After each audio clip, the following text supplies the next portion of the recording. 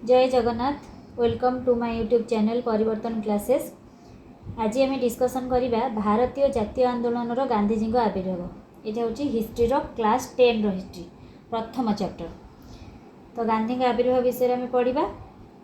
प्रथम कथा हिस्ट्री को केमी पढ़ ना हिस्ट्री को गोटे पेज पढ़ल ता भर जहाँ कीवर्ड अच्छी तुम ताको कौन कर ये फ्लो चार्ट्रे सब कौन कर ना सजेदेव कीवर्ड प्लस तार जो अच्छी आम इयर गुड़ाक सजेदेव तापर कलरफुल पेन यूज कर जमी तुम इजिली मेमोराइज हो हिस्ट्रीटा तुम जल्दी मन रहा। देख ताहले प्रथमे गांधी जन्म होते ना जन्म हूँ 1869 अक्टोबर 2 तारिख। स्थान कौन ना जन्म स्थान हूँ गुजरातर पोरबंदर रे। पूरा नाम कौन ना मोहनदास करमचंद गांधी। तापर कौन है देख से बह कले 1882 क्या बह कले ना कस्तूरबा को जहाँ श्रद्धा नाम हूँ बा। नेक्स्ट कौन है ना 1882 आस 1888 तो 1888 अक्टोबर से बारिस्टर पढ़ापी गले कौटिकी गले ना इंग्लैंड गले।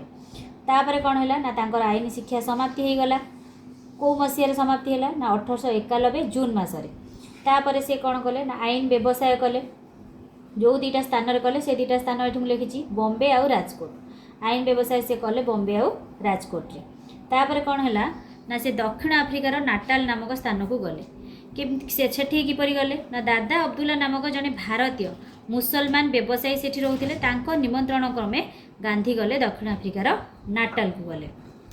तापर कौन है ना सेठी भारतीय मान बहुत सारा अत्याचार कराउथिला कौन कारण थिला ना श्वेतांग मानकर वर्ण वैषम्य नीति जो अत्याचार होता सेठी भारतीय मानक ऊपर कौन कौन अत्याचार सब होता भारतीय मानक ऊपर ना प्रथमतः तांकर भोटदान अधिकार नथिला।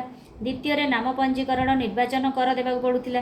तृतीय से कौन कराउथिला ना अस्वास्थ्यकर परिवेश बा जनाकीर्ण जो लोक शून्य से ही परिवेश से रहिबाकु दिया जाउथिला।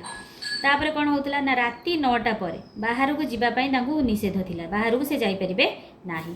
तापर कौन है ना रेलगाड़ी प्रथम किंबा द्वितीय श्रेणी कोठरी से यात्रा करें ना एटा को भी निषेध करा जायतिला।